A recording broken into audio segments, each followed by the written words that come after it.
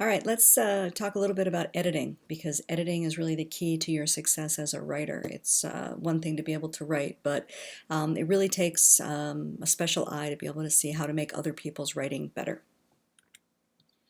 So, the joke here is, what is editing? Well, editing is changing other people's copy, but the goal is to make that copy be better than it was before, not necessarily just to change it for change's sake.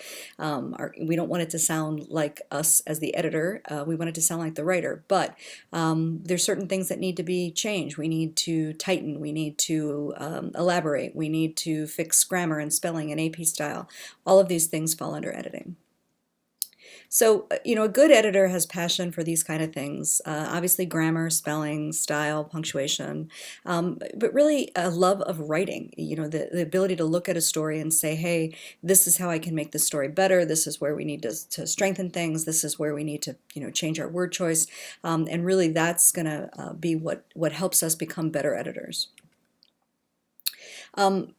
We really want you to be able to think concisely, and I think you'll agree over here at the right, this is not concise, because we have to get information across to readers who don't have a lot of time, don't want to spend a lot of time. So we really need to tighten things up, say what we mean what we say. A knowledge of design is helpful to be able to see how things go together, understanding legal issues, the taste of your publication, even a little bit of skepticism, be able to see, hey, is this story really what it's intended to be?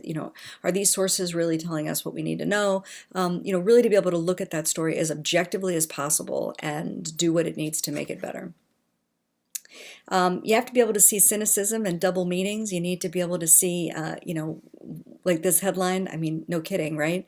You need to have self-confidence in your own writing to be able to improve other people's writing. But this is not, as I said, making someone's writing sound like yours. It's reading it through, seeing where it has holes, seeing where it needs to be tightened, seeing where it needs to be, have grammatical or stylistic fixes. It's taking responsibility for someone else's story, and even more importantly, it's working anonymously. Editors don't get a lot of awards. We don't, identify editors in the byline. Your job behind the scenes as an editor is to make your writers look good. So the first thing I really encourage you to do is to read the story and do that all the way through before you ever start to edit anything, because your answers may actually be further in the story. So read it all the way through, then edit it thoroughly, and that's making all of the changes that you feel that it needs, and then read it back through again to make sure it makes sense. And be careful, writing headlines like these to make sure they make sense as well. Remember this sentence: if it doesn't make sense to you, it does not make sense. So, a lot of times what young editors will do is they'll say, well, it didn't make sense to me, but, I think that's what the reader meant to do, or this is what I think they meant. If it's not making sense, it's not going to make sense to the reader either. So you need to make sure to be on top of that and make it so that it does make sense. The 3 R's of copy editing is got to be reader-centered, so focused on the reader. It has to be readable, and it has to be right. We have to make sure this information is correct. So this is what reader-centered is. It's the story focused on what the reader wants to know. Is this story new for the reader? Is it something that's going to get across to the reader that is going to be important to them and have some significance? Is the main point clear? Is it answering the questions that the reader's going to have in the order that they have them? So as soon as a reader has a question, we should be answering that right away. Are there loose ends that are tied up, or do you sort of have something hanging out there and then you're like, that just goes away into nothing? Is it arranged logically so that it's a clear narrative flow? You're going to fix all of those things as an editor. We're looking at concise, or things that are irrelevant. Can we use more simple words? Can we live without any words or paragraphs and not lose the meaning of the story? Do the quotes add something? Should we make them paraphrases and tighten them up a little bit? All these things are an editor's job. We got to be accurate and objective, and at the same time we have to look at the legal, ethical, and really sensitivity roles of what's acceptable for our community. We have to look at inconsistencies and what's our spelling like. Remember, don't mess with Texas. Is the style consistent? Do we have the same style throughout? The tenses. A lot of people will go between present and past tense. We have to correct those. Are there typos, grammatical issues? All of these things are come into play when you look at a story.